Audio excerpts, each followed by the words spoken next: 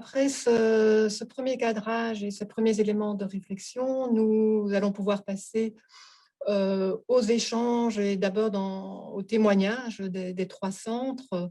Et donc, dans un premier temps, donc c'est le centre Devenir qui va prendre la parole. Et nous allons démarrer par le lancement d'une vidéo qui présente le centre. Ici, vous êtes sur le pôle des métiers verts où on travaille deux aspects, l'horticulture et le maraîchage.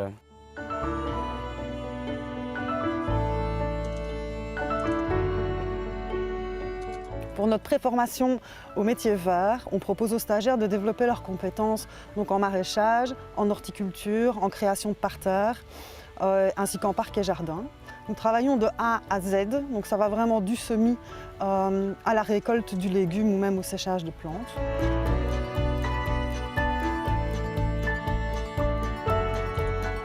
J'ai commencé la formation ici l'année passée. On est en maraîchage, horticulture. Alors pourquoi j'ai commencé cette formation? Parce que j'ai toujours aimé la nature, j'avais voulu en apprendre plus.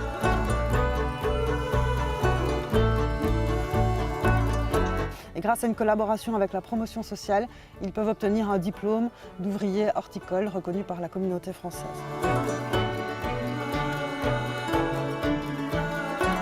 Nous avons une formation de commis de cuisine et de salle de collectivité.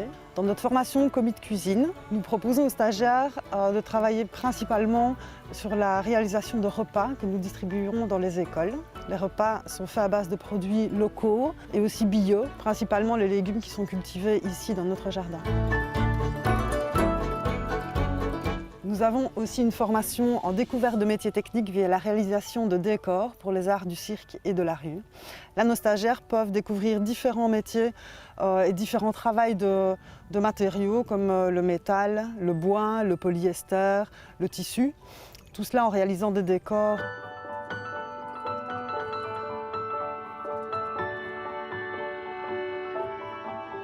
Moi, j'ai décidé de faire cette formation parce que j'adore la matière et je suis plutôt des arts visuels et j'avais envie d'agrandir mon panel, mes connaissances et aller plus vers le décor pour le théâtre par exemple. Et là, on est au pôle artistique des arts du cirque.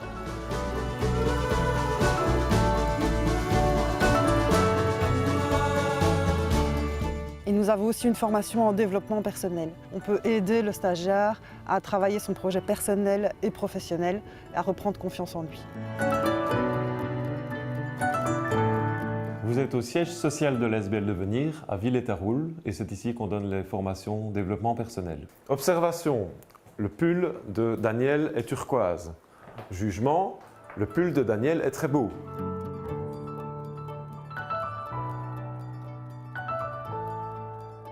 Tous nos stagiaires bénéficient d'un accompagnement social. On veut vraiment partir de la personne elle-même, de ses compétences, de ses aptitudes, de ses ressources, mais aussi de ses envies pour ensuite fixer les objectifs pédagogiques.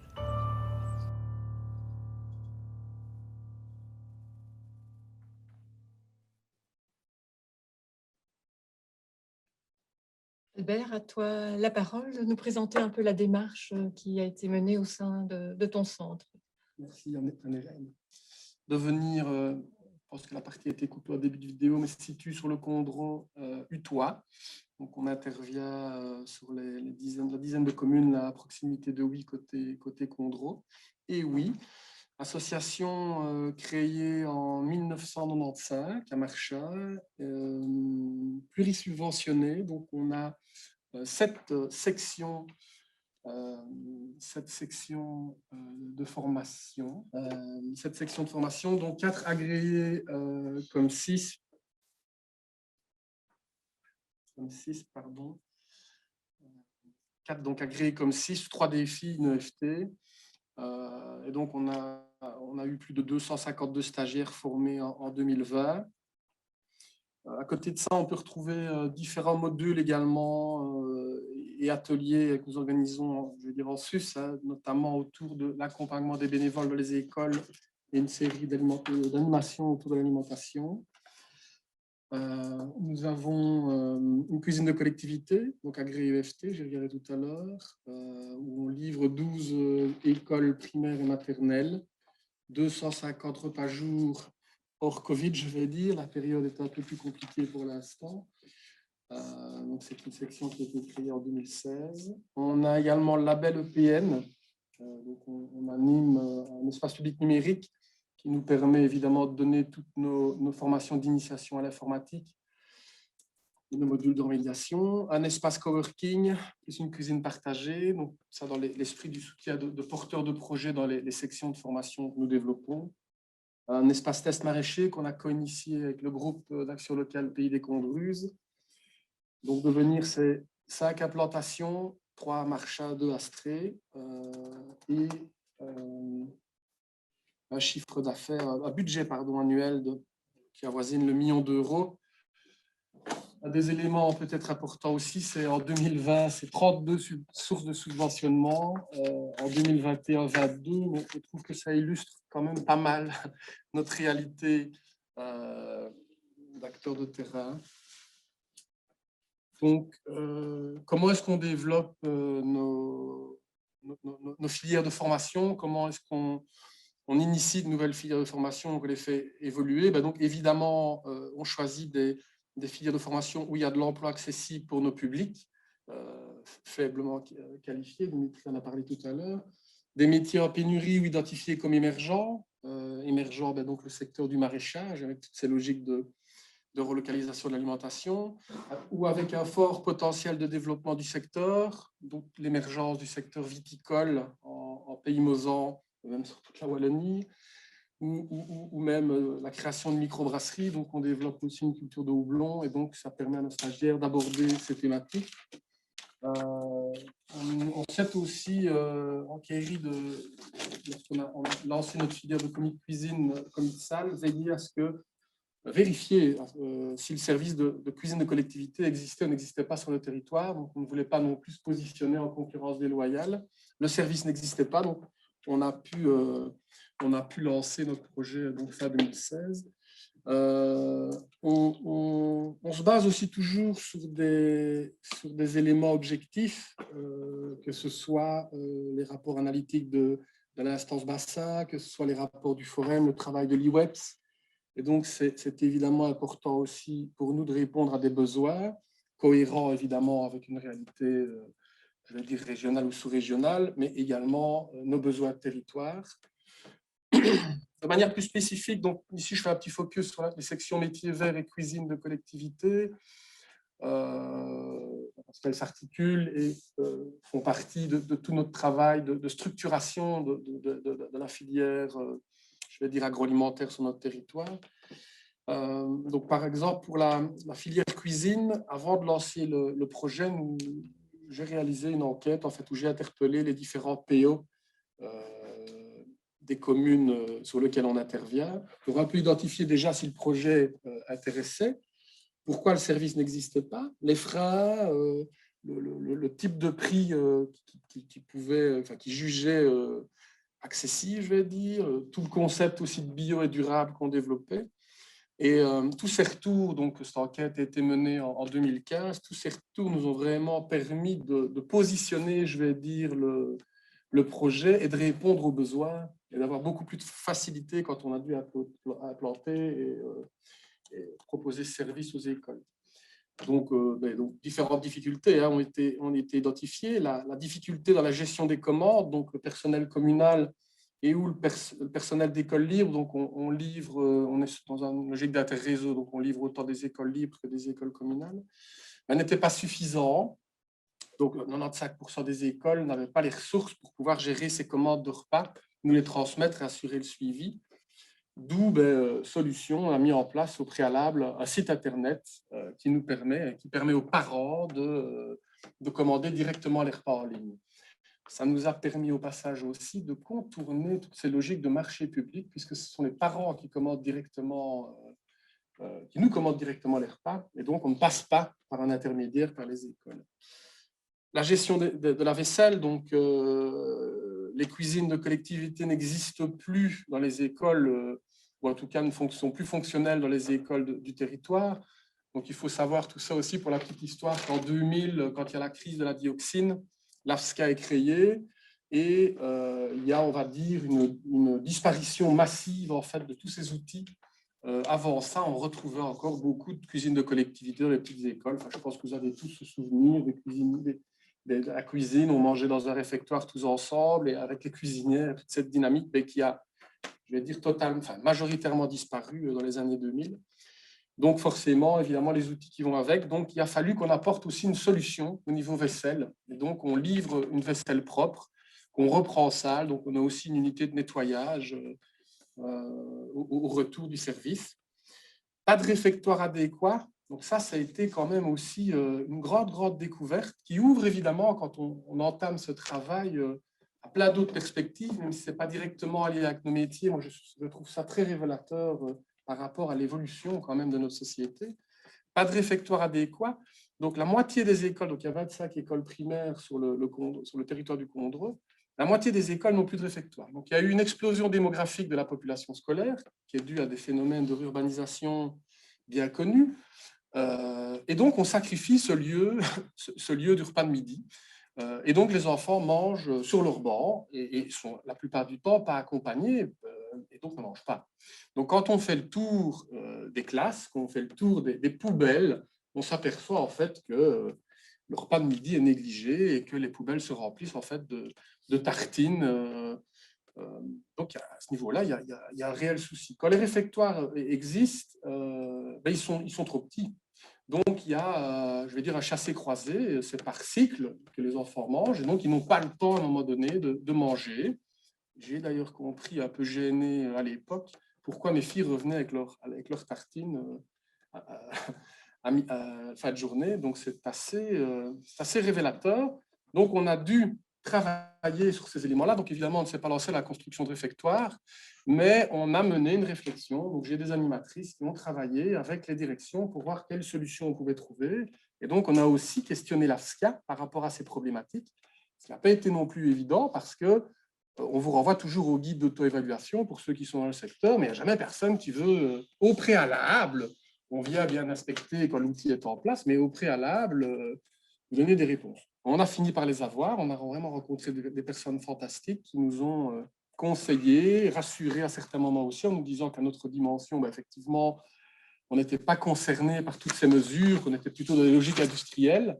Mais encore une fois, c'est révélateur, je pense, une série d'éléments que l'on doit questionner, que l'on a questionné forcément et faire monter à notre niveau. Et alors, pas de personnel pour réaliser le service au sein des écoles aussi. Donc, ça a été un accompagnement aussi. Et donc, on a travaillé avec les écoles sur la constitution de bénévoles. Et donc, ça, c'est les écoles qui ont constitué leur propre groupe de bénévoles. C'est très variable d'une école à l'autre en fonction de leur réalité. Certaines travaillent beaucoup plus avec des seniors et donc ont créé des équipes de bénévoles seniors. Certaines sont plus proches et ont mis en place des dynamiques avec les ATL, accueil temps libre, ce qu'on appelle les gardiens non aînés, pour ceux qui forment les gardiens non aînés, parce que je sais que dans le secteur, certains opérateurs forment les gardiens non aînés.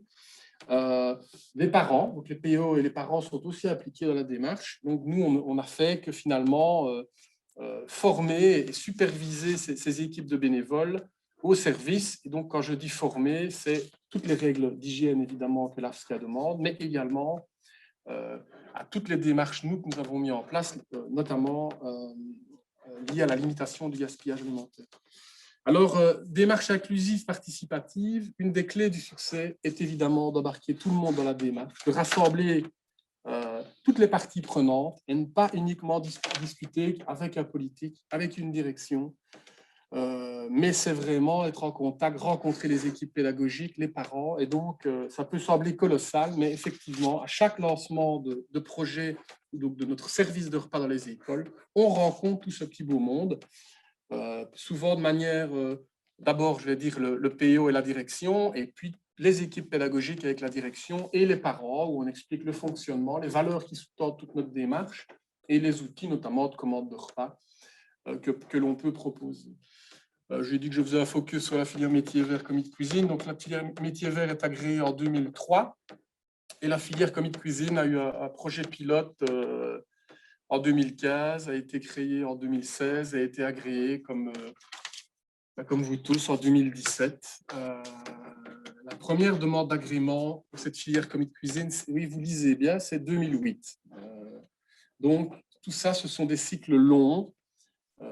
donc, on est sur pratiquement 20 ans de boulot. Donc, on ne construit pas non plus tout ça en 15 jours. Et donc, je suis évidemment directeur de devenir depuis, enfin, je suis directeur de devenir depuis maintenant 22 ans. Cette présence, je crois, depuis 22 ans, fait aussi qu'on arrive à construire quelque chose sur la durée, en toute modestie, bien sûr, mais enfin, voilà, c'est un élément qui me semble aussi intéressant. Oui, donc, ça fait un peu écho à ce que je disais précédemment, hein, mais tout ce qui est produits locaux, circuits courts, est ressorti comme prioritaire au niveau de l'IBEF lors de son diagnostic de 2015. Toutes ces filières étaient pointées comme émergentes, donc ça a évidemment contribué et ça nous a motivés à développer nos actions.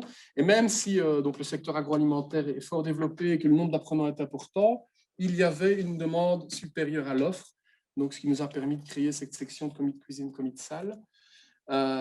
Inutile aussi de vous préciser que par rapport au contexte économique et politique, le développement durable, la lutte contre le réchauffement climatique, les aspects sanitaires sont évidemment des éléments primordiaux. Tu l'as évoqué aussi à Dimitri dans ton introduction, et qui nous semblent des enjeux importants et qui ne pourront que se renforcer et réémerger demain. Donc, on aura besoin, si on relocalise bien l'alimentation, de cuisiniers, de commis de cuisine, on aura besoin de maraîchers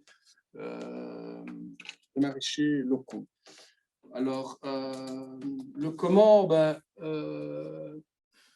peut-être la discussion, oui, merci, la dia suivante. Par rapport à notre processus de formation, comme vous l'avez peut-être deviné dans mon introduction, mais on intervient vraiment, nous, en amont et en aval de nos missions d'insertion socio-professionnelle. On est en milieu rural et donc l'offre de services n'est pas aussi développée, j'ai envie de dire, qu'en ville. Donc, on est fort peu d'opérateurs. Donc, c'était important pour nous de consolider, je vais dire, l'après, donc de créer ou de soutenir des partenaires à la création, ou de créer avec des partenaires des outils qui allaient permettre à nos stagiaires de pouvoir continuer leur parcours d'insertion, de faire du lien.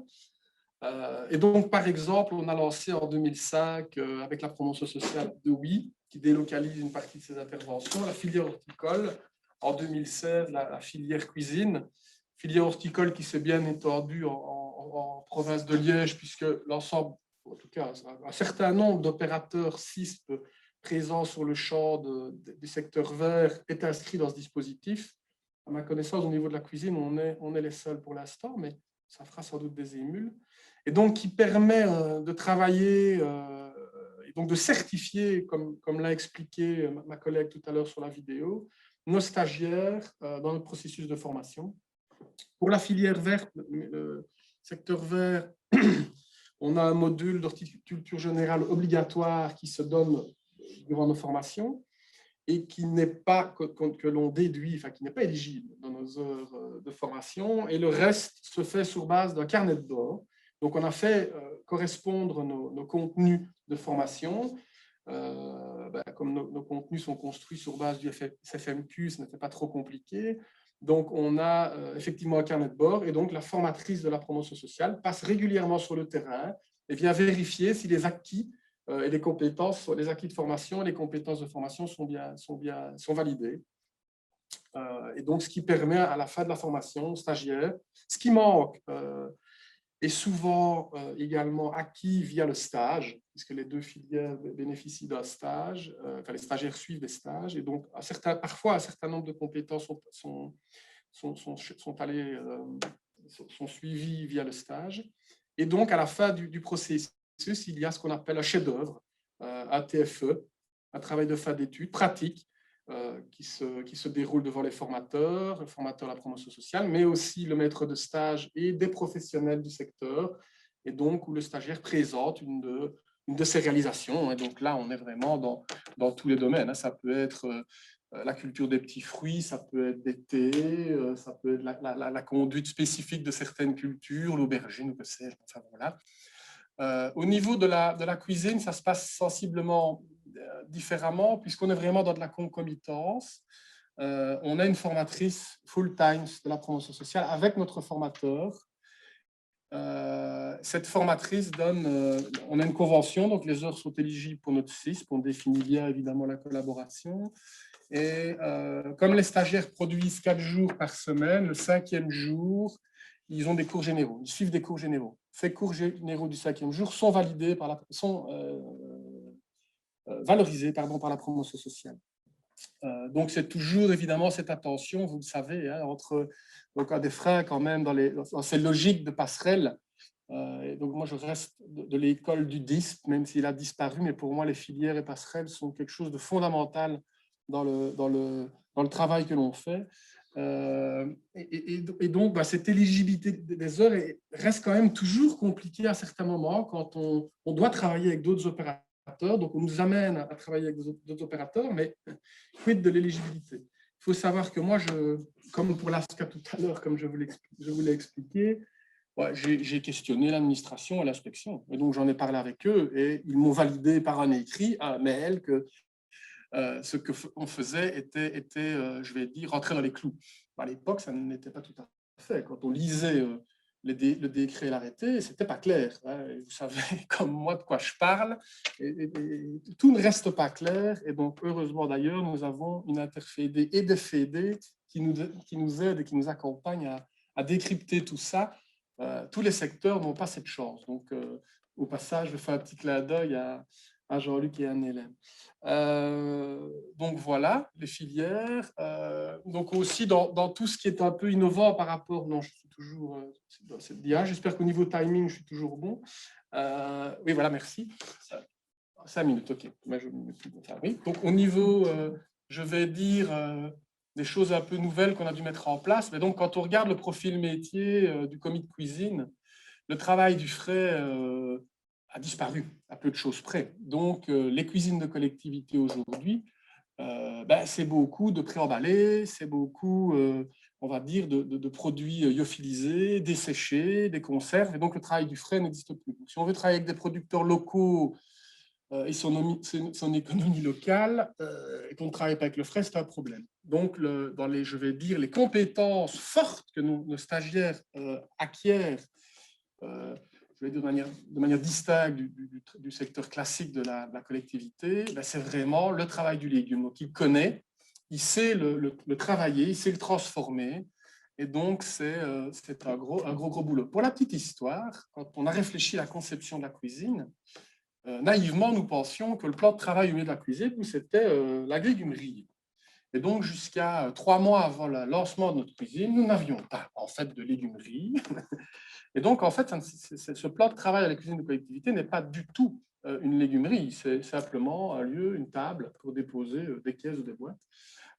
Et donc, ça illustre encore bien aussi la réalité, en fait, finalement, du métier et son évolution au fil du temps. Donc, il a fallu un peu rétropédaler par rapport à ça. Limitation du gaspillage alimentaire, pour travailler du bio et du local. Donc, notre filière maraîchage fournit, on consomme 11 millions de tonnes de légumes par an dans la cuisine de collectivité. Notre filière maraîchage en fournit 1,5. On a également sur l'espace test un collègue qui produit des légumes et qui en amène 3. Donc, la différence est achetée au niveau des producteurs locaux. Et donc, il y a évidemment un prix. Le bio local coûte forcément un poil plus cher que la nourriture qui vient de l'autre bout de la planète, même si ça pourrait sembler étonnant. Donc, on a mis en place toute une technique, je vais dire, de limitation du gaspillage. Et donc, je ne vais pas rentrer dans le détail, il ne me reste pas beaucoup de temps, mais le conventionnel est entre 30 et 40% de déchets. On est aux alentours de 5%. Donc, cette économie nous permet de limiter le surcoût du bio et du local. Rencontre des producteurs, je vous parlais tout à l'heure de travailler avec tout le monde. On a rencontré tous nos producteurs, on sait comment ils travaillent et c'est ce qui a permis en fait de travailler avec eux. 2-3 exemples bateau, bateau, ça nous sort bateau maintenant, mais ça n'était pas. Le producteur nous dit, oui, mais dans vos recettes, vous voulez du filet de poulet, mais nous, qu'est-ce que je fais, moi, de ma carcasse? Vous me prenez la plus belle partie de mon poulet. Donc, on a dû transformer nos recettes pour pouvoir valoriser l'entièreté du poulet dans nos cantines. Ça peut sembler anodin, Mais quand on n'a pas cette pratique, c'est quand même un fameux changement pour le cuistot. Donc, il y a une compétence à acquérir, etc. Et puis, il y a un temps aussi. Enfin, bon, je ne rentre pas dans les détails, mais il y a des choses à dire. La période d'abattage, à l'inverse, le producteur avec lequel on travaillait abattait fin mai, début juin. On arrête de produire des repas dans les écoles le 15 juin. C'est un peu embêtant de devoir congeler pendant 3 mois nos poulets.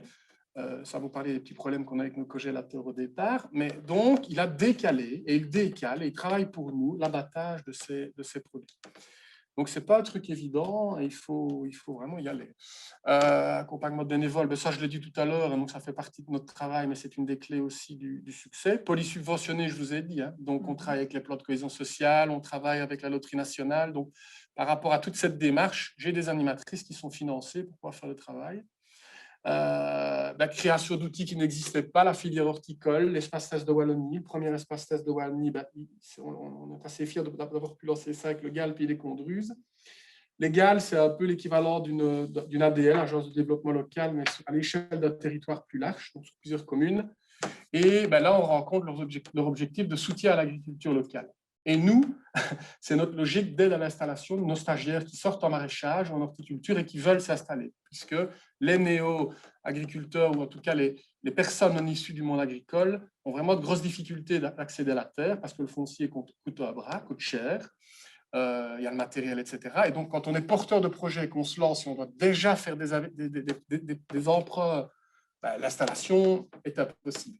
Donc, nous, on met à disposition pendant plusieurs années du matériel, des terrains, gratuitement les 2 premières années, et un accompagnement technique, puisque une formation générale aussi d'horticulteur ou de maraîcher dans notre filière CISP n'est pas le métier de maraîcher qui, à un moment donné, doit mettre en production un certain nombre de légumes et donc atteindre une productivité sur un nombre restreint de légumes.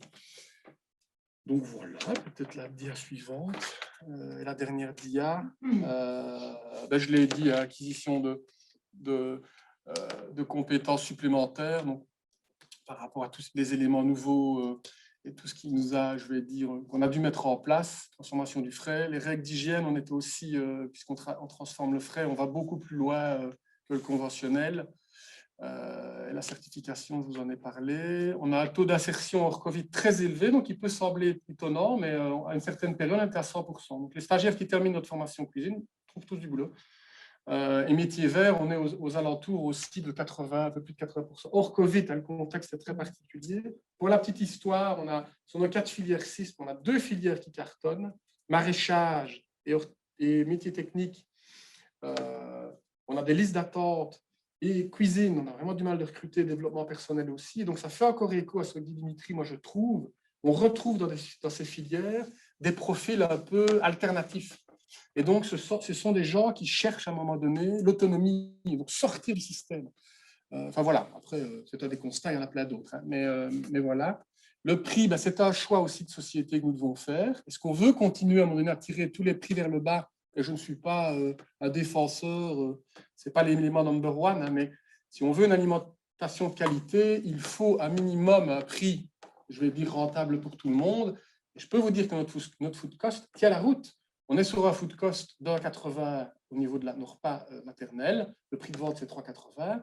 Le conventionnel est entre 1,20 et 1,30. Ce n'est pas non plus un gap, je pense, intenable. Ce sont des choix. Et qu'est-ce qu'on veut faire? Et donc, nous, on a fait ces choix. Et il n'y a pas d'aide derrière. Donc, s'il y avait de vraies politiques aussi concertées, une vraie volonté à un moment donné de relocaliser l'alimentation, on pourrait aussi imaginer que derrière, il y a un soutien des pouvoirs publics par rapport à ces choix. Et donc, je peux vous pointer une ou deux incohérences, hein, et ce n'est vraiment pas pour embêter nos amis politiques, mais enfin, quand même, on est en train de parler de relocalisation de l'alimentation, on veut soutenir les petits producteurs, mais par rapport aux espaces tests, il n'y a pas à balle pour le soutien des acteurs. Et donc, c'est notre ingénierie, notre travail en réseau qui permet d'avoir un chargé de projet sur cette action. Pas obligé de le faire. Hein. Mais enfin, c'est quand même une incohérence. Animation dans les écoles en France, je pourrais vous dire plein de choses. Ils ont un animateur pour 15 enfants. Nous, on a notre animatrice qui travaille seule je n'ai pas fait le total, mais ce sont des milliers d'enfants. Et donc, si je ne prenais que les enfants qui bénéficient des repas, c'est une animatrice pour 250 enfants, 12 implantations. Elle ne sait pas se couper en 12, vous avez compris le bazar.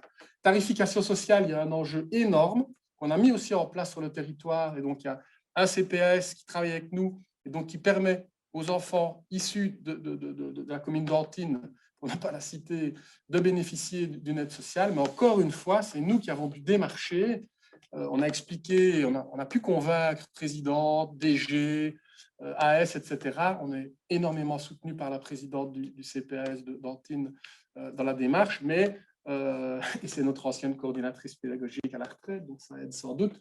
Mais voilà, il y a des choses à faire si on veut permettre, je vais dire, à un public plus large, et donc ceux qui n'ont pas accès aussi au repas, il y a vraiment des moyens, quelque chose à faire autour de cette thématique. Voilà, la logistique, il faut repenser les choses, ce n'est pas notre métier.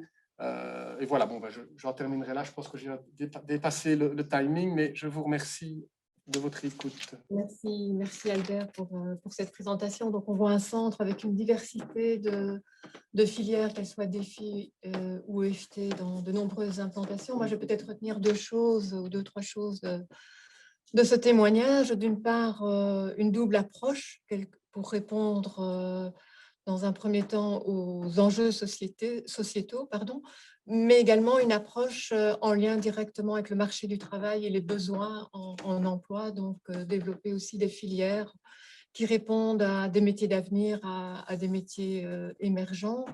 Je retiens aussi de l'expérience de devenir l'importance d'un investissement ou d'une réflexion en amont de la démarche pour développer de nouvelles filières ou de nouvelles orientations. Et donc, c'est un investissement, tu l'as dit Albert, sur le long terme. Ce sont des cycles longs. L'importance aussi d'une démarche inclusive et participative où toutes les parties prenantes participent à la mise sur pied du projet. Je pense que c'est aussi peut-être un facteur de réussite et de succès, et également une adaptation nécessaire en cours de route, parce que voilà, je pense qu'on ne pense pas toujours à tout au démarrage, et puis il y a toujours des impondérables qui arrivent en cours de parcours.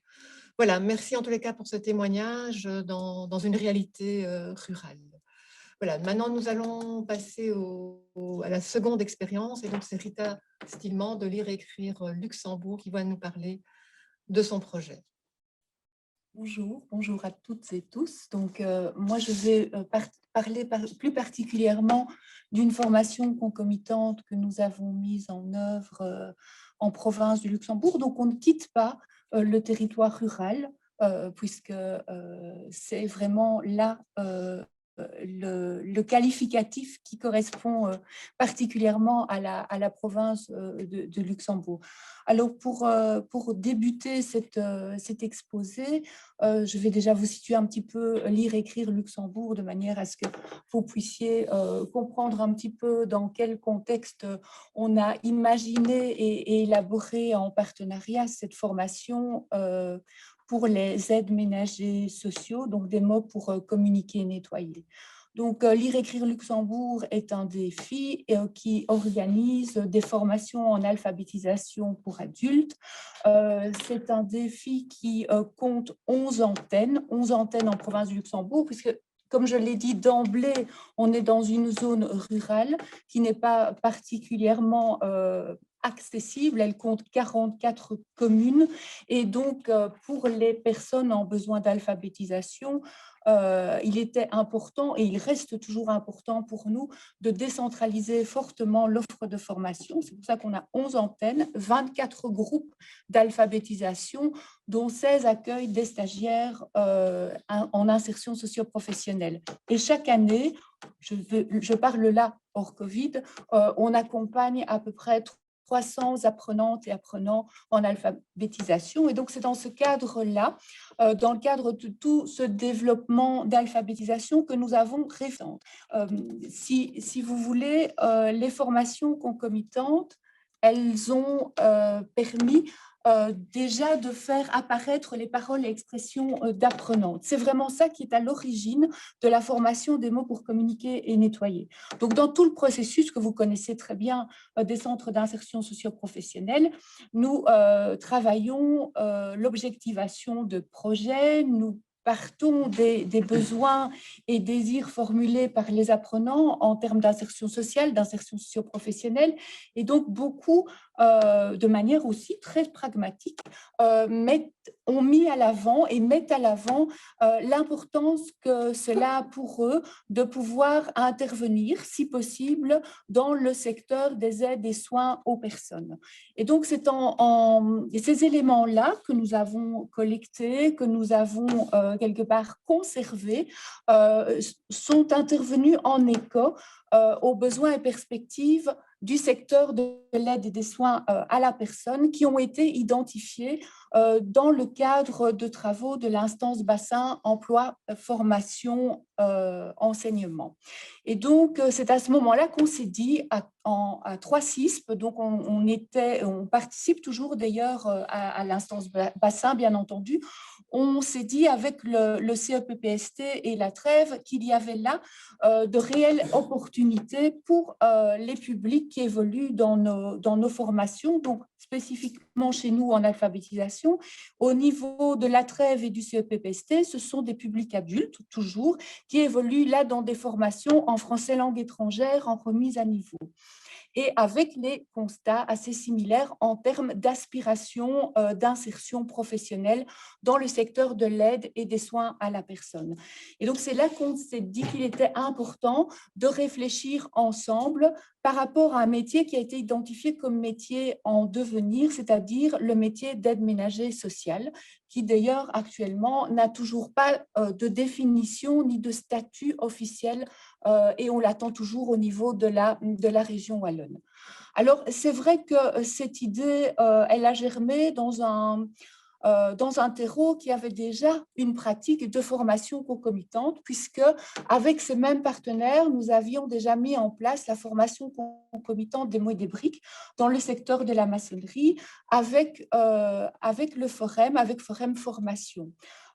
C'est un élément qui tient sa source dans les rendez-vous de l'insertion socio-professionnelle, et je tiens quand même à le signaler que nous avions mis en œuvre en province du Luxembourg dans le cadre de l'opération de l'interfédération et qui nous avait permis à l'époque de faire tout un travail exploratoire et de rencontres partenariales avec notamment Forem Formation et différents secteurs du Forem qui avaient fait apparaître des besoins et des opportunités, et là plus spécifiquement dans le secteur de la construction. Et donc, on a appris à se connaître, on a appris aussi à travailler ensemble. Et donc, c'était un élément qui s'est révélé un élément à un moment donné facilitateur quand on a envisagé de travailler la mise en œuvre de la formation des mots pour communiquer et nettoyer. Puisque ce qui a guidé et qui guide toujours notre réflexion et notre travail, c'est une volonté à notre niveau et qui s'est révélée une volonté commune des différents partenaires de pouvoir être dans une dynamique de mutualisation d'expertise. Et donc, quand on a réfléchi et qu'on a construit cette formation des mots pour communiquer et nettoyer, on a exploré les possibilités qui existaient en termes pour rencontrer les différents modules professionnalisants avec lesquels articuler la formation, donc les possibilités qui existaient au niveau de différents partenaires potentiels ou déjà effectifs. Et donc, Forem Formation organise des modules d'entretien de la maison et du linge, et on s'est tourné vers le Forem pour voir s'il y avait une volonté de leur part de réfléchir et de travailler avec nous sur cette formation des mots pour communiquer et nettoyer. L'autre élément qui est apparu, c'est, comme je le disais, c'est un métier qui attend toujours statut et définition, mais qui a déjà fait l'objet de l'élaboration d'un contenu pédagogique. Et ce contenu pédagogique a été élaboré par la promotion sociale. Et donc, on s'est tourné vers la promotion sociale de manière à pouvoir identifier avec elle quelle partenariats on allait pouvoir mettre en œuvre avec cette promotion sociale. Et on a travaillé plus spécifiquement avec les promotions sociales de Libramont et de Vielsalm, qui est d'ailleurs à l'origine de l'élaboration du contenu pédagogique de ce métier aide-ménager social. Et donc, on a travaillé avec ces partenaires et on a pu progressivement mettre en œuvre et créer la formation concomitante des mots pour communiquer et nettoyer. Et donc, comme je le disais, la volonté, c'est de pouvoir mutualiser des expertises, mais pour pouvoir mutualiser des expertises, faut-il encore s'entendre sur ce que nous entendons comme formation concomitante. Et donc, on s'est arrêté quand même assez longuement sur cette dimension-là, de manière à pouvoir construire tout un processus qui était commun à l'ensemble des partenaires qui interviennent tout au long de la formation. Donc ça, c'est un élément qu'il ne faut absolument pas sous-estimer parce qu'on a effectivement tous notre représentation et on ne met pas nécessairement les mots, on met pas nécessairement les mêmes choses derrière ce mot concomitance. L'autre aspect, c'est qu'il était aussi très, très important de pouvoir identifier et comprendre pour tous les partenaires avec quel public nous souhaitions et nous souhaitons et nous travaillons aujourd'hui dans le cadre de cette formation concomitante. Le public que nous avons défini dans cette formation concomitante, c'est un public qui a besoin de renforcer les savoirs fondamentaux en français. Donc, c'est un public qui est un public d'alphabétisation, c'est-à-dire un public qui ne maîtrise dans aucune langue les savoirs fondamentaux qu'on est censé maîtriser en Fédération Wallonie-Bruxelles, fin de 6e primaire réussie.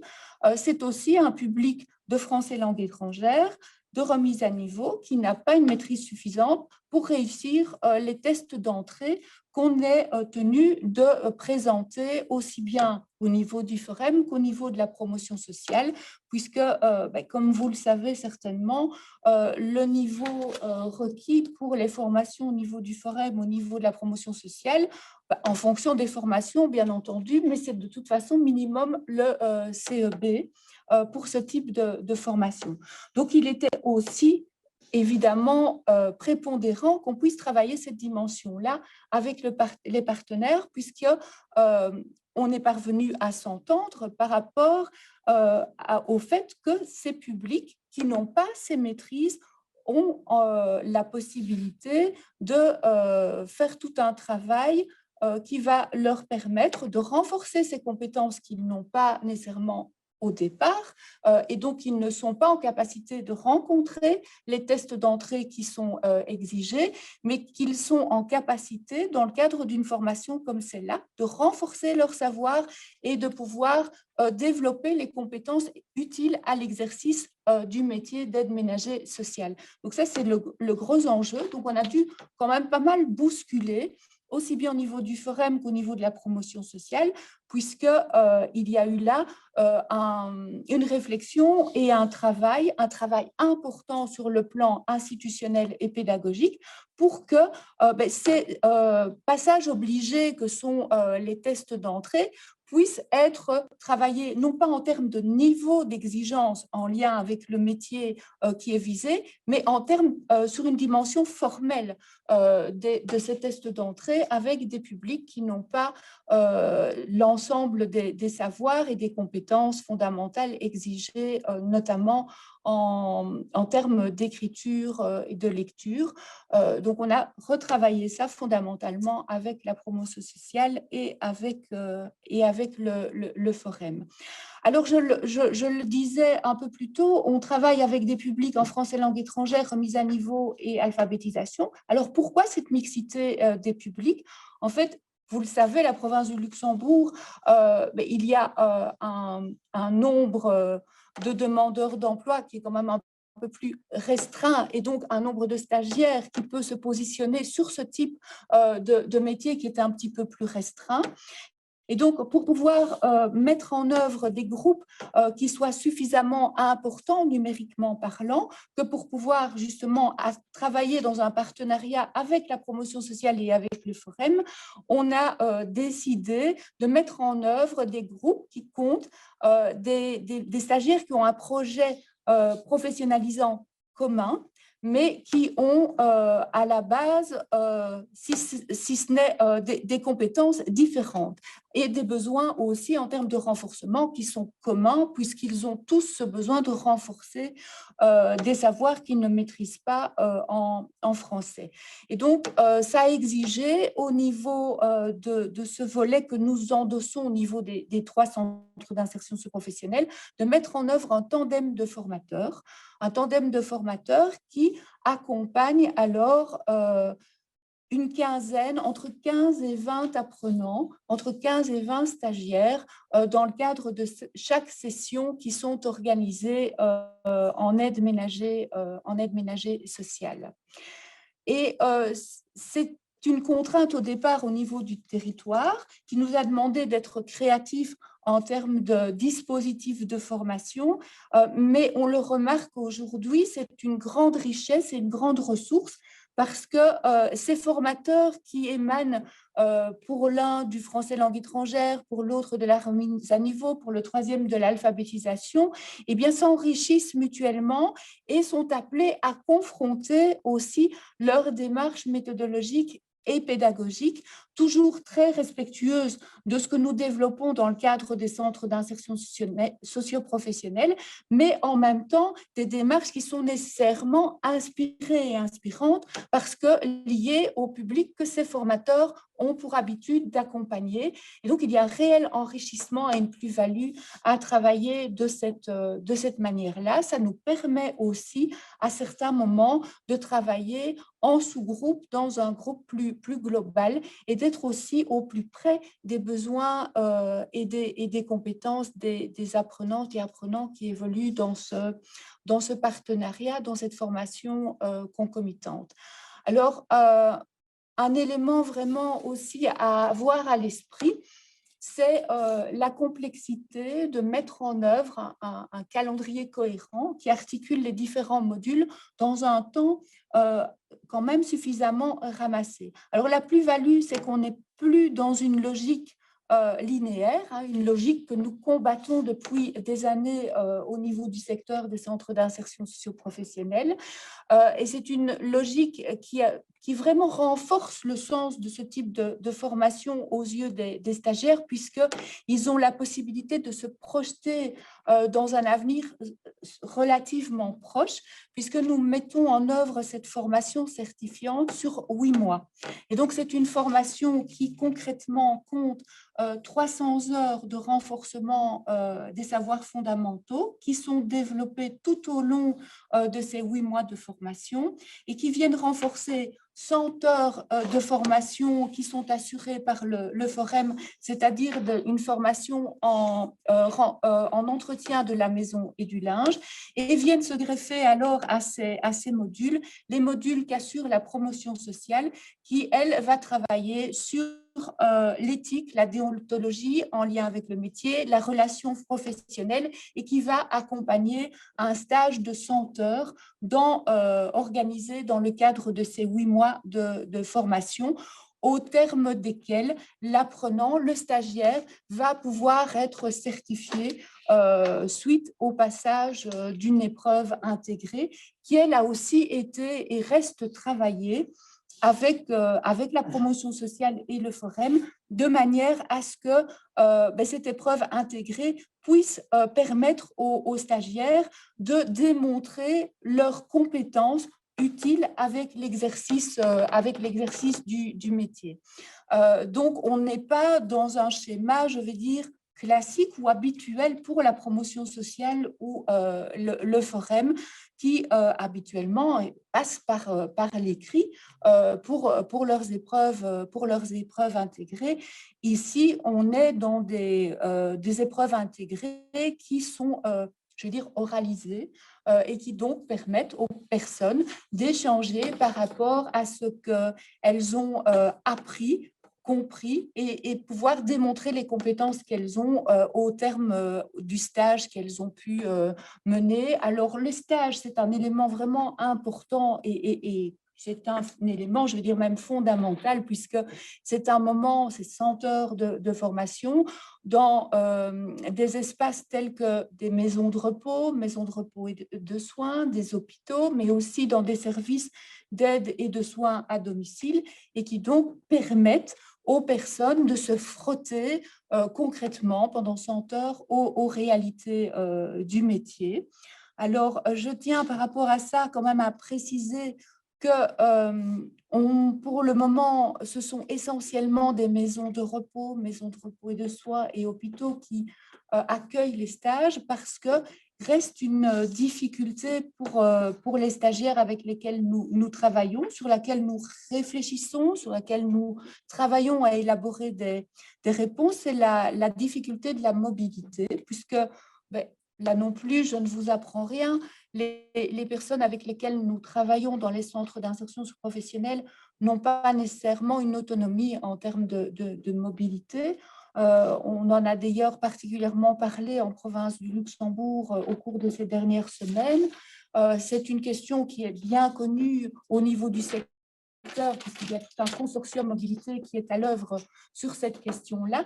Mais force est de constater que les difficultés restent entières et que ça entrave l'insertion de toute une série de personnes dans des services qui sont fortement demandeurs, les services d'aide et de soins à domicile, qui exigent que les personnes aient une autonomie au niveau de la mobilité. Donc, on continue à réfléchir dans notre démarche expérimentale pour élaborer des réponses à ce niveau-là.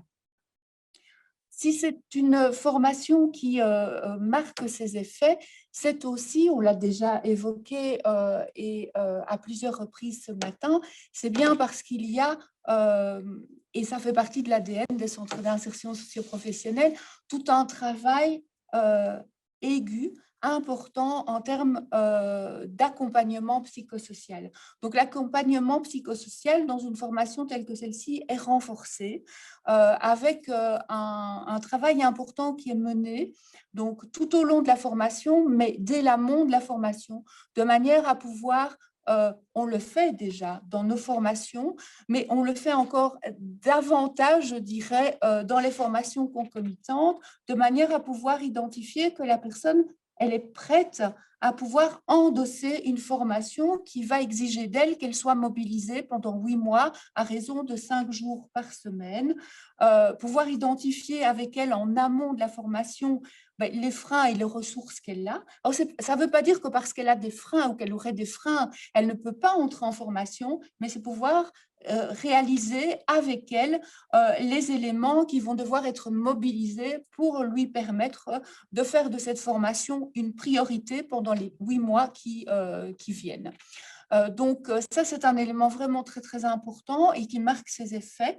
Un élément aussi, c'est de pouvoir travailler avec les personnes la compréhension du métier. On a tous des représentations par rapport à des métiers et donc, il est vraiment important aussi de travailler avec les personnes les représentations qu'elles ont des métiers, du métier en l'occurrence d'aide ménagère sociale, et de pouvoir lui permettre de se positionner par rapport à ce métier. Est-ce que finalement, j'y vais pas, je tente, je verrai.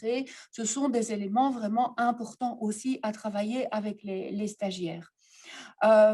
Élément important encore, c'est toute la dimension des savoir-être qui sont fortement mobilisés dans le cadre de ces formations concomitantes en lien avec les contacts et les échanges que nous avons pu avoir et que nous avons avec les employeurs et employeurs potentiels. Ce sont des éléments qui ont été objectivés avec les employeurs. Je parlais de l'instance bassin, de tout ce travail d'émergence des métiers à venir. Il y a, en lien avec l'émergence de ces métiers à venir, toute une série de critères bien spécifiques qui ont été confrontés entre les employeurs et nous, de manière à pouvoir aussi identifier ce qu'il était important et ce qu'il reste important de travailler, avec notamment les services d'aide et de soins à domicile, l'OEAFL, on a travaillé avec l'OEAFL, on a travaillé aussi avec la CSD et nous comptons bien poursuivre par rapport à ces employeurs potentiels pour nos stagiaires. Élément toujours et propre au centre d'insertion socio-professionnelle, c'est toute cette volonté de soutenir les publics dans leur émancipation et donc pouvoir permettre à ces publics d'avoir une compréhension critique de la législation du travail. Donc on n'est pas, et on ne veut absolument pas être dans une logique adéquationniste par rapport à un métier tel que celui-là, qui est un métier exigeant, qui est un métier qui a aussi, qui soulève aussi pas mal de questions hein, en termes de statut, de contexte de travail, de rémunération. Et donc là, par rapport à ça, on fait un important travail également avec les stagiaires de manière à ce qu'ils puissent aussi identifier les leviers et les ressources qu'ils ont en matière de législation du travail une fois qu'ils sont en stage déjà et à l'emploi. Et au terme de cette formation, nous travaillons avec la Mirlux de manière à soutenir l'insertion professionnelle, l'insertion dans l'emploi. Pour poursuivre encore par rapport à cette formation, je trouve important de pouvoir identifier d'une part les points forts dont j'ai parlé, hein, donc le fait de travailler en concomitance, donc de travailler avec l'expertise, la mutualisation des expertises des différents partenaires, les perspectives qu'offre aussi pour les stagiaires ce type de formation, puisqu'ils ont la possibilité de se projeter dans un avenir quand même relativement proche et accessible. Et ça, c'est vraiment un élément très, très important pour eux. Le fait que ça réponde à des besoins qui sont particulièrement aigus dans le contexte que nous connaissons et donc qui ne vont pas, qui vont en augmentant. Et au niveau des difficultés, là je vais prendre peut-être un peu plus de temps puisque j'ai parlé pas mal des points forts dans toute la première partie de l'exposé. Les difficultés, c'est la complexité administrative. Le fait de travailler avec le Forum, le fait de travailler avec la promotion sociale et des CISP, eh bien ça veut dire qu'on additionne en fait toute une série d'éléments et d'exigences administratives. Et on fait un travail par rapport à ça, mais on n'est pas encore parvenu à lever les difficultés auxquelles nous sommes confrontés. Et donc, ça présente une lourdeur administrative très, très importante. Il y a aussi une complexité administrative pour les stagiaires, puisque les stagiaires, bien, ils ont besoin d'endosser un statut qui doit être cohérent et reconnu au niveau de la promotion sociale, au niveau du Forum et au niveau des CISP pour pouvoir entrer et rester dans la formation concomitante. Autre élément, la pérennisation de cette formation, puisque, comme je l'ai évoqué, c'est une formation qui est toujours dans une phase, je veux dire, expérimentale et qui a pu bénéficier de l'appel à projet 9 du Forum. Actuellement, nous sommes soutenus par la Fondation Roi-Baudouin et nous aimerions pouvoir rendre cette formation évidemment structurelle. Et donc, nous sommes occupés à analyser. Nous avons déjà interpellé à plusieurs reprises aussi au niveau du cabinet. Donc, il y a une connaissance de ces formations concomitantes et nous continuons à faire un travail, je veux dire, plus politique pour permettre qu'il y ait à un moment donné une stabilisation de ce type de modèle qui est essentiel. On a pu le constater et le vérifier sur le terrain. Avec le cadre législatif, j'en ai déjà parlé. Et point d'attention, pour moi, il y a le temps d'élaboration de la formation. Donc, il ne faut pas sous-estimer le temps en amont avec les partenaires potentiels pour pouvoir élaborer une formation solide sur le plan partenarial, parce que des écueils, on en a lors de chaque session, des difficultés, il y en a lors de chaque session, mais ce qui est important, c'est déjà qu'on ait une compréhension une finalité commune de manière à pouvoir lever et dépasser ces difficultés. Et donc, en lien avec ça, on ne peut pas non plus détacher ce temps en amont de tout le temps de concertation, de mutualisation et de coordination que nous mettons en œuvre tout au long de la formation. Ce sont des temps qui sont fondamentaux et qui permettent aux formateurs, aux pédagogues, aux institutions aussi, de se retrouver régulièrement pour pouvoir travailler la formation des mots pour communiquer et nettoyer sur ces champs psychosociaux, pédagogiques, institutionnels. Et quand je dis institutionnel, il y a tout le volet administratif et financier, bien entendu. Ce que je voulais aussi relever pour terminer, c'est qu'en termes de résultats, les résultats hors période Covid, évidemment, ils sont vraiment particulièrement positifs, puisque les personnes qui s'engagent dans la formation sont à 85-90% vont jusqu'au bout de la formation, et à partir du moment où elles vont jusqu'au bout de la formation et qu'elles réussissent le stage, ce qui est le cas jusqu'à présent pour toutes les personnes qui ont été jusqu'au bout de la formation, elles réussissent aussi l'épreuve intégrée et sortent certifiées de cette formation. Alors, autre élément intéressant, c'est que le stage, pour plusieurs des apprenantes et apprenants qui sont allés dans cette formation, est un endroit qui les engage aussi. Donc ça, on a plusieurs personnes au cours des 4 sessions qui ont été engagées sur leur lieu de stage et qui aujourd'hui encore sont à l'emploi. On a fait justement un petit topo avec l'agent de guidance, et on a des personnes qui depuis 5 ans sont toujours à l'emploi là où elles ont réalisé leur stage. Donc les résultats sont très très positifs.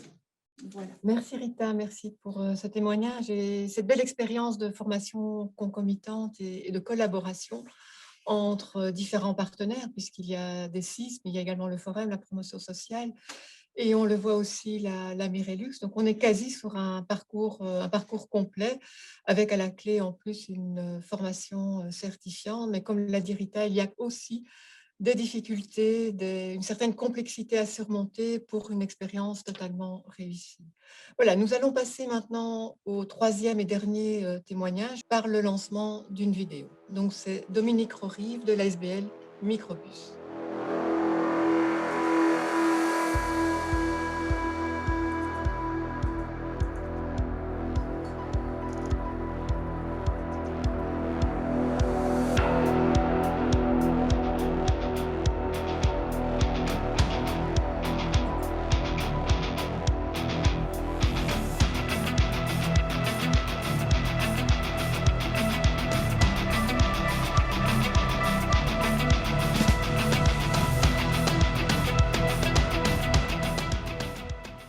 Je vais donc commencer par, après cette vidéo d'introduction, vous donner quelques éléments d'information sur l'ASBL Microbus, qui est un défi qui est présente sur la région de Liège.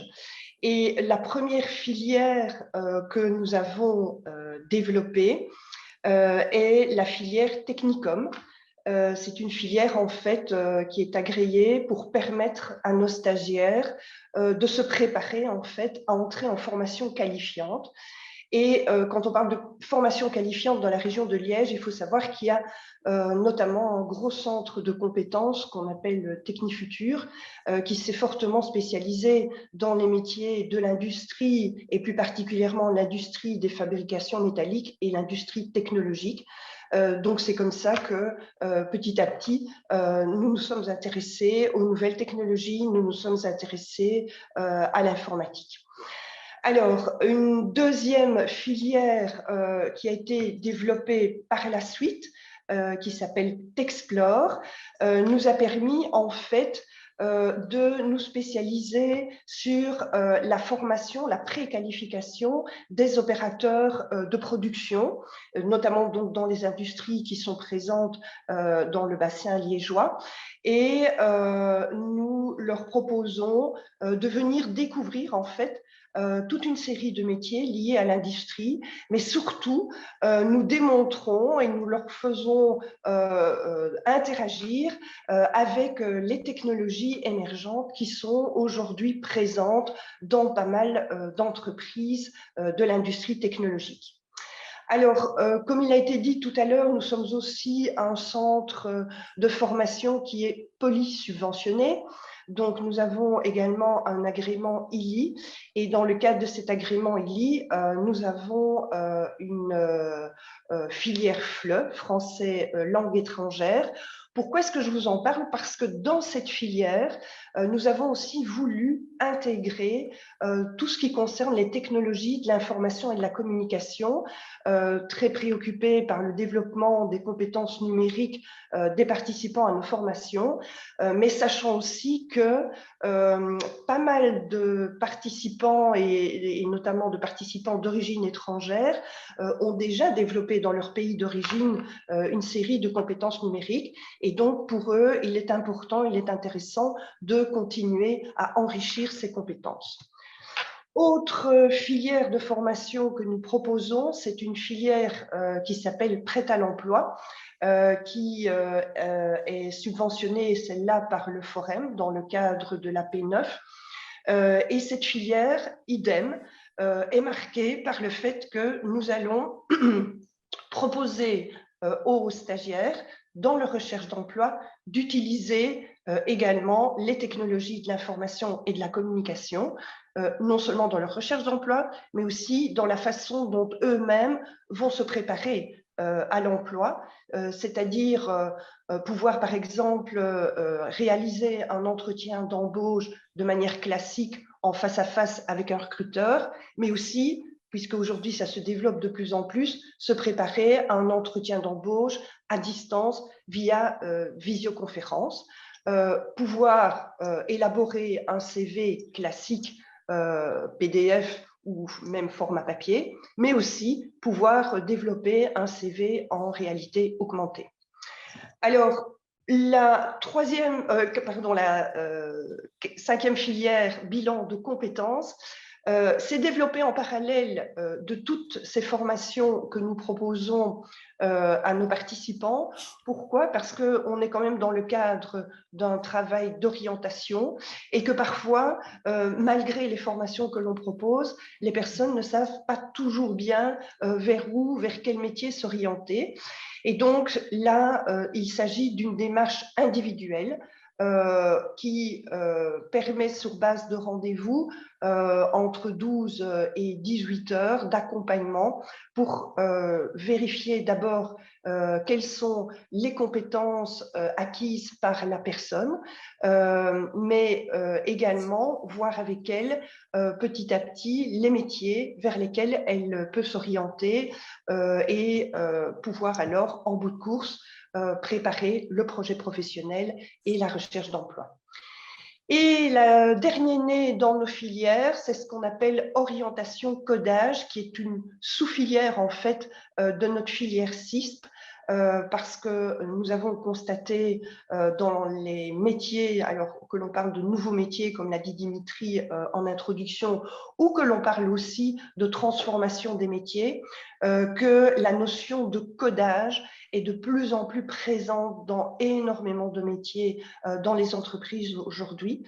Et donc, nous avons un module qui prépare nos participants à ces différentes filières codage, à ces différents métiers où le codage et l'informatique sont nécessaires. Voilà pour la présentation de Microbus.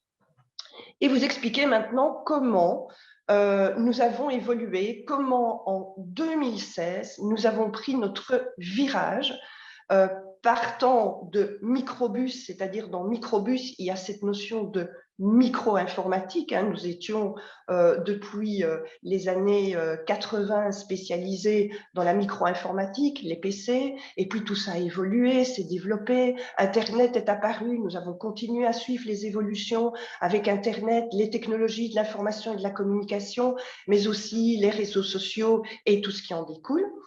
Et en 2016, nous avons pris la décision de passer plutôt que de microbus, à un programme plus complet baptisé Technobus, donc dans lequel nous avons intégré cette notion de technologie émergente. Alors, nous avons surtout été poussés, entraînés par nos partenaires, deux partenaires essentiels à nouveau sur la région de Liège. Tout d'abord l'IFP, qui est le fonds sectoriel des industries, des fabrications métalliques, mais aussi industries technologiques. Et puis Basse-Meuse Développement, parce qu'il faut savoir que dans la région, sur le bassin liégeois, beaucoup d'industries se sont développées et beaucoup de ces grosses industries phares de la région, je pense par exemple à Safran Aérobooster ou bien à la FN, mais aussi énormément de leurs sous-traitants sont situés sur le bassin. Et donc, nous avons des contacts privilégiés avec Basse-Meuse Développement qui nous permettent donc d'entrer en contact avec les entreprises, de discuter avec les entreprises, de savoir ce que veulent les entreprises et comment les entreprises font également évoluer les métiers. Et donc, c'est partant de là que nous nous sommes dit, finalement, même en 2016 déjà, hein, donc ça fait déjà 5 ans, les industries, elles sont en train de s'équiper de technologies particulières qui sont baptisées donc technologies émergentes, comme par exemple des imprimantes 3D, comme par exemple des drones, comme par exemple des objets connectés et autres encore. Et nous nous sommes dit qu'il était important que nous puissions intégrer toutes ces technologies dans les formations que nous proposons au sein de l'ASBL. C'est alors la raison pour laquelle nous nous sommes équipés et nous avons été financés d'ailleurs par notre partenaire l'IFP, et nous nous sommes équipés d'une salle technologique où on peut faire à la fois de la découverte, de la sensibilisation tout simplement à ces différentes technologies, mais il y a également dans nos programmes, notamment financés dans le cadre de notre agrément CISP, donc les technicums, les Texplore, mais orientation codage également, et dans les programmes financés par le Forum, il y a alors des ateliers beaucoup plus complets où nos participants peuvent venir travailler avec ces technologies, les découvrir, mais aussi comprendre comment ça fonctionne et acquérir toute une série de connaissances d'une part, de savoir-faire d'autre part, et donc de compétences numériques et digitales pour leur permettre alors après d'aborder l'entreprise, entreprise qui est baptisée à l'heure actuelle, peut-être le savez-vous, d'entreprise 4.0. Alors, je vais vous présenter cette salle et vous montrer les différentes technologies qui les équipent aujourd'hui. Quand vous partez donc de la gauche de votre écran, vous voyez, je vais prendre mon stylet, ce sera peut-être plus simple. Vous voyez ici que nous avons le coin des imprimantes 3D. Alors, pourquoi plusieurs imprimantes? Là, vous n'en voyez que 2, mais nous en avons 4 pour le moment. Pourquoi plusieurs imprimantes 3D? Parce que, en fait, chaque imprimante a cette technologie, chaque imprimante a sa façon de fonctionner, et donc ça nous permet d'expliquer aux stagiaires, hein, selon les documents que vous voyez exposés ici, quelles sont ces technologies, quels sont les filaments qui sont utilisés selon l'imprimante que je vais faire fonctionner, et à quoi ça sert, quel type d'objet on peut fabriquer avec ces imprimantes. Après ça, vous avez le coin alors dit de la robotique, avec des petits robots que nous pouvons programmer, mais aussi ici un robot plus important qu'on appelle Nao, qui ressemble en fait aux robots que l'on peut trouver notamment dans les hôpitaux ou les maisons de repos, et qui viennent comme ça accueillir soit les patients, soit les participants, et qui peuvent entrer en interaction avec eux. Donc nous avons aussi notre Nao qui peut bouger, qui peut marcher, qui peut répondre à vos questions, qui peut même danser, voire même éprouver des émotions. Donc c'est un robot très interactif. Après, nous avons aussi élaboré ce que nous appelons la roue des orientations 4.0, qui utilisent de la réalité augmentée. C'est-à-dire que d'un côté, vous avez tous les secteurs professionnels que l'on peut trouver avec l'ensemble des métiers que ça recouvre. De l'autre côté, une roue plus petite avec toutes ces technologies émergentes.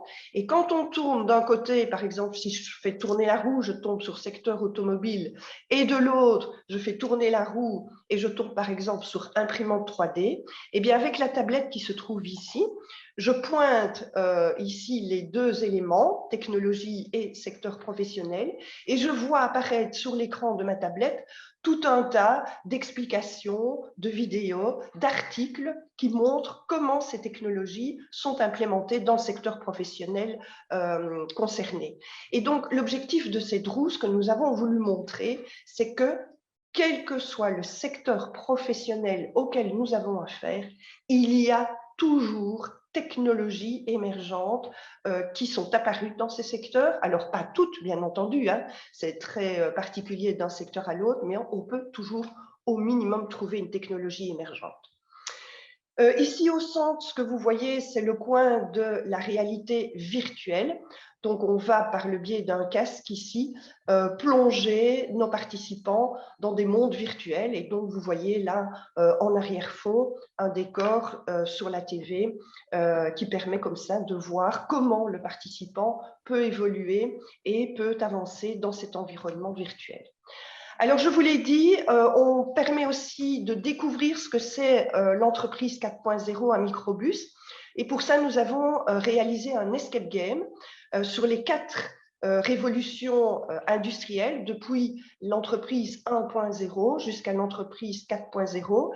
Et c'est la raison pour laquelle nous avons ici un petit train à vapeur, puisque c'est caractéristique de l'entreprise 1.0 et ça fait partie, ce petit train à vapeur fait donc partie de l'escape game que vous pouvez découvrir en 1 heure avec des énigmes, des jeux à réaliser pour comprendre ce que sont ces 4 révolutions industrielles. Nous avons alors après le coin des drones. Alors, petits drones, évidemment, puisqu'on les fait voler en intérieur et qu'on doit faire attention, bien entendu. Donc, ce sont des petits drones, mais on peut au moins comprendre ce que c'est un drone et comment on peut piloter un drone, ce qui n'est pas du tout évident. Et puis, enfin, vous terminez ici par le coin des objets connectés qui commencent à vraiment être très, très présents dans les industries, notamment les industries de production. Et donc, on est partout, tout le temps connecté avec à la fois les lignes de production, mais aussi avec l'administration, le centre de recherche et développement, la finance, etc. Nous avons des petits objets tels que la Google Home ou par exemple ici une lampe connectée, mais ça permet à nouveau de comprendre de ce que sont ces technologies. Alors, qu'est-ce que nous cherchons à faire? Nous cherchons à la fois à développer parmi nos participants, parmi nos stagiaires, des compétences techniques, cette fois, qui sont liées à l'entreprise 4.0. Donc, pouvoir, par exemple, programmer un robot, faire voler un drone, ou bien fabriquer des objets sur une imprimante 3D, manipuler des objets connectés, évoluer dans un environnement en réalité virtuelle. Ça peut être très utile, par exemple, dans les environnements qui sont toxiques ou qui sont pénibles pour l'être humain. Et donc, on trouve des réalités virtuelles dans ce genre d'entreprise et on leur apprend à évoluer là-dedans. S'initier également à l'intelligence artificielle qui est en train de se développer à l'heure actuelle de plus en plus et on la trouve partout. Il y a même pour chacun d'entre nous des éléments d'intelligence artificielle que nous utilisons sans savoir que c'est de l'intelligence artificielle. Et puis enfin, pour tous les aspects des métiers dits plus administratifs, des métiers dits plus employés, c'est notamment toutes les facettes de l'informatique de gestion, comme par exemple les ERP, les ERM qui sont des grosses applications qui permettent d'entrer en contact avec les clients, de gérer cette clientèle, mais aussi vous avez aujourd'hui, et je parlais d'intelligence artificielle, ça en est, des assistants administratifs artificiels donc, qui vont gérer une série de choses sans devoir passer par l'être humain. Ce qui est surtout essentiel en termes de compétences clés à développer pour l'entreprise 4.0, et chaque fois qu'on a des contacts avec des responsables d'entreprise, ils nous le disent, c'est de préparer les participants, les stagiaires au changement et surtout de pouvoir s'adapter au changement. À côté de ces compétences techniques liées au 4.0, nous cherchons également à développer des compétences plus transversales, mais à niveau, il s'agit bien de compétences numériques, de compétences digitales. Comment? Eh bien, en fait, suite aux 2 confinements, nous, pendant les confinements, on a décidé donc de passer toutes nos formations à distance. Après ces 2 confinements, nous avons décidé de rester en mode hybride. C'est-à-dire que nous, dans nos programmes de formation, quels qu'ils soient, il y a une partie qui se déroule en présentiel, mais il y a une partie qui continue à subsister en distanciel, et ce, bien entendu, grâce aux aides que nous avons eues de la région wallonne, que ce soit dans le cadre des ILI, nous avons pu acquérir des PC portables, mais aussi le coup de pouce digital d'Irupo pour les CISP. Et donc, nos stagiaires, tous nos stagiaires en formation reçoivent en prêt des PC portables ou des tablettes selon les besoins. Alors, qu'est-ce que tout cela permet de développer?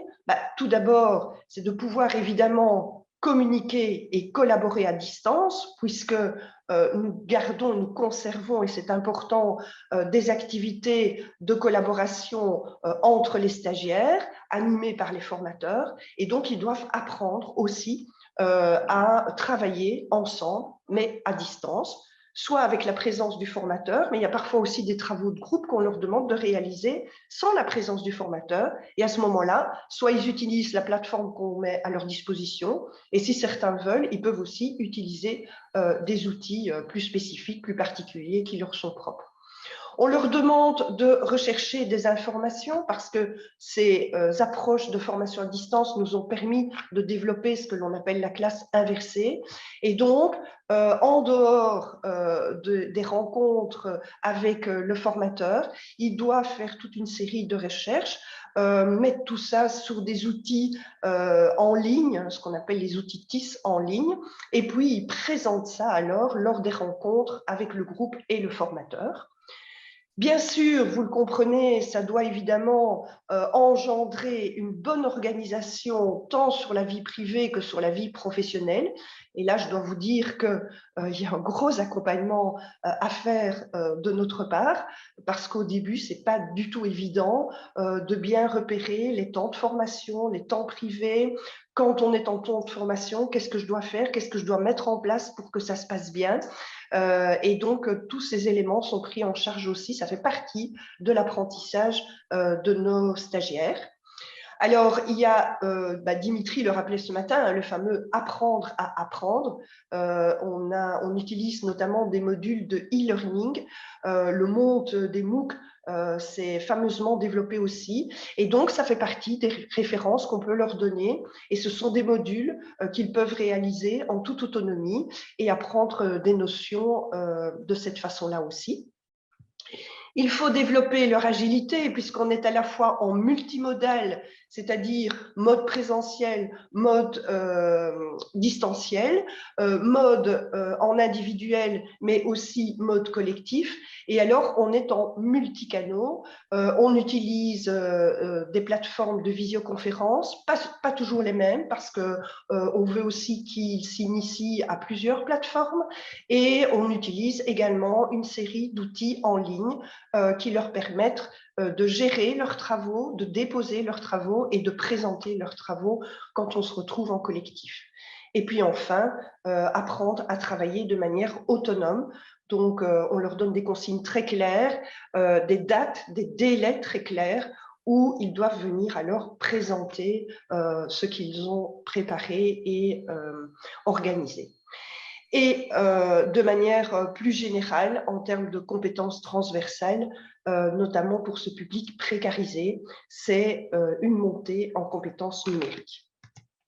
Alors, quelles sont les difficultés que nous rencontrons? Parce que tout de même, il y a des difficultés.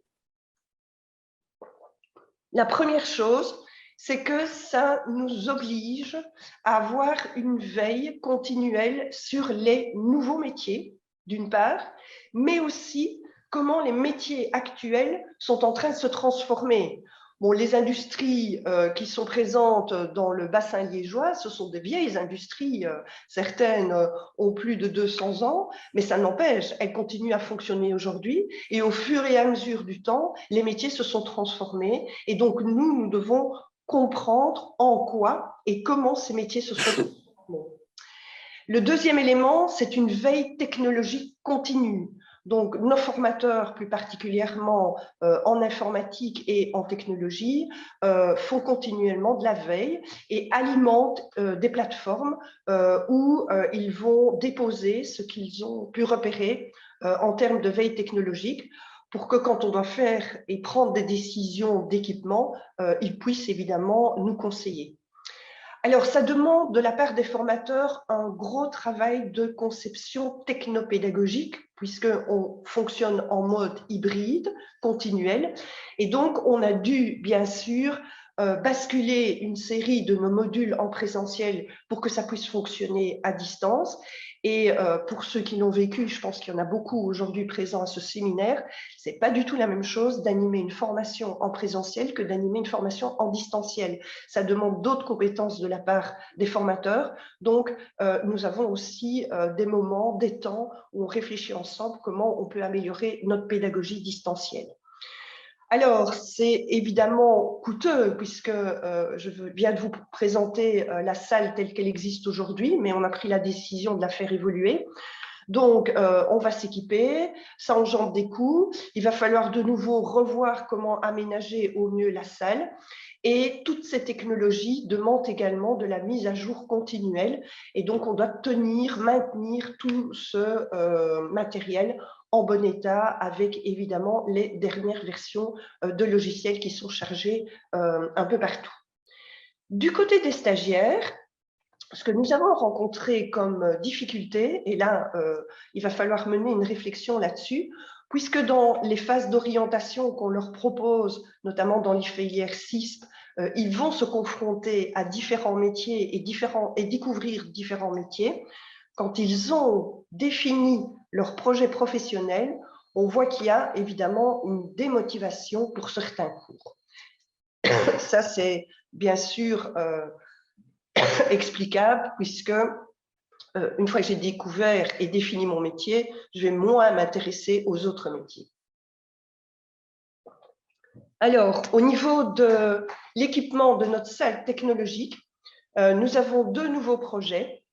Vous avez vu que pour le moment, nous n'avons qu'un casque de réalité virtuelle. Or, notre idée, c'est de mettre plusieurs stagiaires ensemble dans une salle de formation, de les équiper chacun de casques de réalité virtuelle, de manettes, et ils vont pouvoir comme ça interagir les uns avec les autres au sein d'un environnement professionnel, mais virtuel. Et donc, nous venons d'acheter 15 casques Oculus pour ceux qui sont un petit peu initiés à la réalité virtuelle.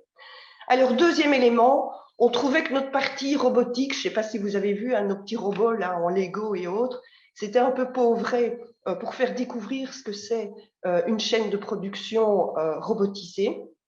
Et donc, nous venons de prendre la décision d'investir dans une imprimante 3D avec tapis roulant, ce qui va permettre de faire de la fabrication de pièces qui vont à la fois se déposer sur le tapis et le tapis, une fois qu'il sera actionné, va faire partir ces pièces. Et en même temps, on va apprendre à nos stagiaires à programmer ici le robot articulé, la main articulée, pour pouvoir prendre sur ce tapis les pièces qui auront été fabriquées et pouvoir aller les déposer dans une armoire ou dans un carton, peu importe. Tout ça va se réfléchir avec les formateurs.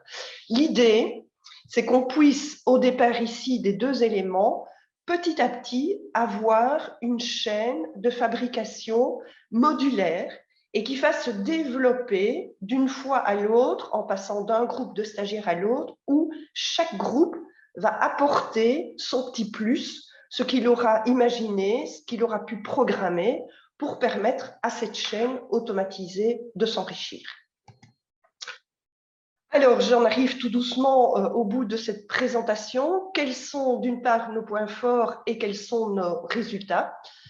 Je vous avoue qu'en termes de points forts, franchement, le partenariat que nous avons pu établir depuis des années maintenant avec deux fonds de formation ici, deux fonds sectoriels de formation, que sont l'IFP, donc pour les industries de fabrication métallique, côté ouvrier, et Talenteo, côté employé, nous ont beaucoup aidés parce que nos partenaires nous ont toujours bien à la fois expliqué comment les entreprises évoluent, ce qu'elles attendent en termes de compétences quand elles engagent des gens, et également pousser nous-mêmes à évoluer vers ces métiers et donc du coup initier nos stagiaires dans nos processus de formation.